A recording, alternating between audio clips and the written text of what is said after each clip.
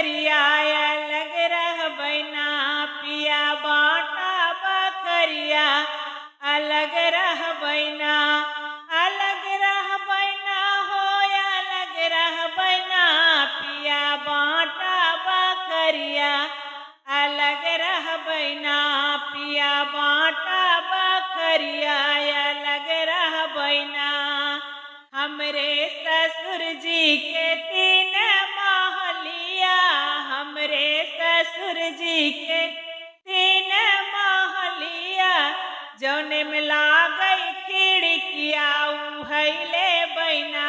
जौने में लागई खिड़किया उहैले बैना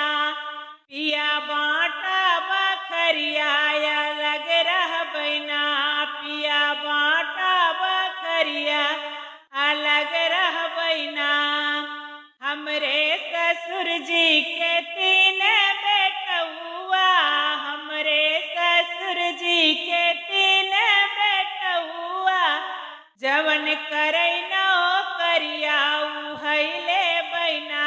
जवन करै नौकरिया उहैले बैना पिया बाटा बखरिया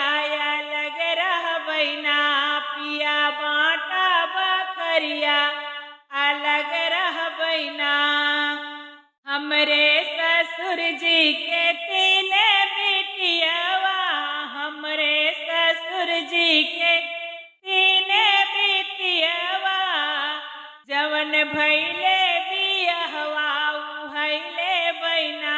जवन भैले बियहवा उहैले बैना जवन भैले बियहवा उहैले बैना पिया बाटा बखरिया अलग रहबै ना पिया बाटा बखरिया अलग रहबै ना अलग रहबै ना हो अलग रहबै ना पिया बाटा बखरिया अलग रहबै ना पिया बाटा बखरिया